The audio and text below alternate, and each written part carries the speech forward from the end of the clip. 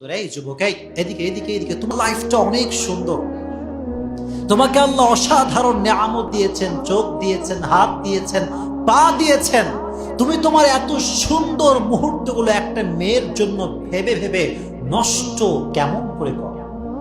Doesn't make any sense, doesn't make any sense. মাথায় কি হুঁশ বুদ্ধি কিছু নাই? একটু ভাবো না। আচ্ছা প্রিয় ভাইয়েরা, একটু এদিকে তাকান তো আমার দিকে। আমার এই হাত দিয়েছে কে? আমার যে চোখ দিয়ে দেখতে হবে, এই চোখটা দিয়েছে কে? আমাকে আদর সোহাগ করবার জন্য আব্বা আম্মা দরকার, দিয়েছে কে? আমার সময় কাটাবার জন্য মোবাইল দরকার, দিয়েছে কে? আমার খাওয়ার জন্য রিজিক দরকার, দিয়েছে কে? এত কিছু যে আল্লাহ দিল, এত নিয়ামত যে আল্লাহ তোমারে দিল, সেই আল্লাহ কি তোমার সুন্দর একটা নেককার, দিনদার, পারফেক্ট লাইফ পার্টনার দিতে পারে না? পারে কি পারে না? তাহলে তুমি অন্য মেয়ের জন্য এত ছায়া খায় ব্যাখ্যা কেন? তুমি কেন এরকম তোমার অবস্থা? একটু ভাবো না তুমি এই বিষয়গুলো নিয়ে। যুবকদের জীবনের শ্রেষ্ঠতম ভুল হচ্ছে যুবকরা এখন ভুল কাউকে ভালোবাসে। যুবকরা এখন ভুল মানুষের প্রেমে পড়ে। প্রেমে পড়া দরকার একজনের, তিনি কে? যুবক প্রেমে পড়ে সুন্দরী মেয়ের, টিকটকার মেয়ের, যেই মেয়ের না আছে চরিত্র, না আছে ক্যারেক্টার, না আছে নামাজ, না আছে কালাম। যুবক তার জন্য দিন রাত 24 ঘন্টা নষ্ট করে যাচ্ছিল। এখন ঠিক কিনা? অবাক করা বিষয় এটা। আর আমার তো তোমার কাছে এইটা প্রশ্ন করতে মনে চায় যুবক, যে যেই মেয়েটা তোমার কপালে লেখা নাই, যেই মেয়ের সঙ্গে তোমার কোনোদিন বিয়েই হবে না, যেই মেয়ের প্রতি তোমার এত মায়া, সেই মেয়ে আর একজনের সঙ্গে প্রেম করে, তুমি যেই মেয়ের জন্য এত সময় নষ্ট করো, সে তোমার কপালেই লেখা নাই, তার নিয়ে তোমার এত ভাবনা কেন? হ্যাঁ, তার নিয়ে তোমার এত কল্পনা কেন? সারাটা দিন মোবাইলে তার ছবি দেখে। কিরে ক্যা হুয়া? হুজুর একেই ভালোবাসি, এরেই লাগবে, এরে ছাড়া কাউরে বিয়ে করতেই পারবো না। এরকম যুবক আছে না নাই? সারা দিন মোবাইলে এগুলো করে। আচ্ছা, যাকে আল্লাহ তাআলা একটু just try to think about it, একটু ভাবেন, যাকে আল্লাহ তাআলা তোমার জন্য বানান নাই, যার সৃষ্টি তোমার জন্য হয় নাই, যে তোমার কপালে লেখা নাই, তার জন্য ভেবে তোমার কি কোনো লাভ হবে? তুমি তোমার লাইফটা অনেক সুন্দর। এই যুবক, এদিকে এদিকে এদিকে, তোমার লাইফটা অনেক সুন্দর। তোমাকে আল্লাহ অসাধারণ নিয়ামত দিয়েছেন, চোখ দিয়েছেন, হাত দিয়েছেন, পা দিয়েছেন। তুমি তোমার এত সুন্দর মুহূর্তগুলো একটা মেয়ের জন্য ভেবে ভেবে নষ্ট কেমন করে করো? Doesn't make any sense, doesn't make any sense. মাথায় কি হুঁশ বুদ্ধি কিছু নাই? একটু ভাবো না। আচ্ছা প্রিয় ভাইয়েরা, একটু এদিকে তাকান তো আমার দিকে। আমার এই হাত দিয়েছে কে? আমার যে চোখ দিয়ে দেখতে হবে, এই চোখটা দিয়েছে কে? আমাকে আদর সোহাগ করবার জন্য আব্বা আম্মা দরকার, দিয়েছে কে? আমার সময় কাটাবার জন্য মোবাইল দরকার, দিয়েছে কে? আমার খাওয়ার জন্য রিজিক দরকার, দিয়েছে কে? এত কিছু যে আল্লাহ দিল, এত নিয়ামত যে আল্লাহ তোমারে দিল, সেই আল্লাহ কি তোমার সুন্দর একটা নেককার, দিনদার, পারফেক্ট লাইফ পার্টনার দিতে পারে না? পারে কি পারে না? তাহলে তুমি অন্য মেয়ের জন্য এত ছায়া খায় ব্যাখ্যা কেন? তুমি কেন এরকম তোমার অবস্থা? একটু ভাবো না তুমি এই বিষয়গুলো নিয়ে। অলওয়েজ মনে রাখবেন, যে ব্যক্তি এদিকে, অনেকে বলে হুজুর আমি যারা পছন্দ করেছি হুজুর, এটা একদম চিরসত্য কথা বলছি, বাস্তবিক সমাজ থেকে বলছি। আপনি রাগ করলে আমার কিছু বলার নেই। যুবকরা দেখবেন ভালো করে, ইভেন মেয়েরাও, যদি কোনো ছেলেকে পছন্দ হয়ে যায় কোনো মেয়ের, অথবা কোনো ছেলের কোনো মেয়েকে পছন্দ হয়ে যায়, সে মনে করে যে এর মতো কাউকে আর খুঁজেই পাওয়া যাবে, খুঁজেই পাওয়া যাবে না। আচ্ছা, বেস্ট ডিসিশন মেকার, সবচেয়ে উত্তম সিদ্ধান্তকারী একজন, জবান খুলে বলেন না কে? আমার লাইফ সম্পর্কে আমি যা জানি তার চাইতে অধিক ভালো জানে কে? যে আল্লাহ তোমার এত কিছু দিল, তুমি কি সে আল্লাহর উপর ভরসা করতে পারলা না? তুমি কি বলতে পারলা না যে তুই আমার জন্য লেখা নাই, তোর নিয়ে ভাবনা বাদ দিলাম, তুই যেখানে বিয়ে করবি কর, আই ডোন্ট কেয়ার? কি ঠিক কিনা বলেন?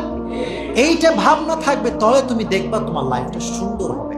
আর একটা হাদিস শোনাই সবাইকে, যে ব্যক্তি আল্লাহর জন্য কিছু ভুলে যায়, খুব মনোযোগ দিয়ে শুনবেন, সবার জন্য আজীবন কাজে দিবে। যে ব্যক্তি আল্লাহর জন্য কিছু ভুলে যায়, যে ব্যক্তি আল্লাহর জন্য কিছু ছেড়ে দেয়, যে ব্যক্তি আল্লাহর জন্য কোনো কিছুকে স্যাক্রিফাইস করে, আল্লাহ তার জন্য তার চাইতে অধিক উত্তম জিনিস তাকে দান করে।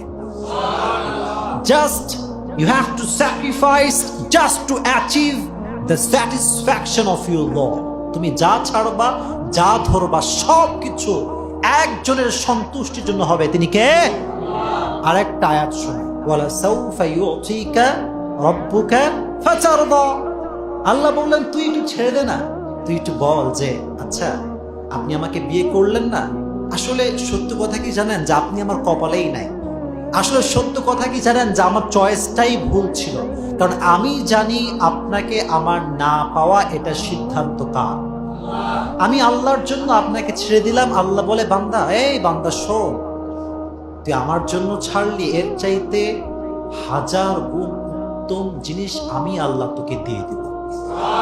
Indeed and verily your Lord will give you something that will definitely make you happy. অচিরেই তোমার রব তোমাকে এমন কিছু দিবে, তোমার জীবনের সমস্ত চাহিদা আল্লাহ পূর্ণ করে দিবে। সুবহানাল্লাহ পড়ে। আর আরেকটা বাক্য আমি শুনেছিলাম, পাকিস্তানের একজন মোস্ট ফেমাস স্কলার, না একজন বড় ফেমাস সিঙ্গার ছিলেন তিনি, তার নাম হচ্ছে জুনায়েদ জামশেদ। ওর একটা বাক্য আমার লাইফ চেঞ্জ করে দিয়েছে। সুবহানাল্লাহ।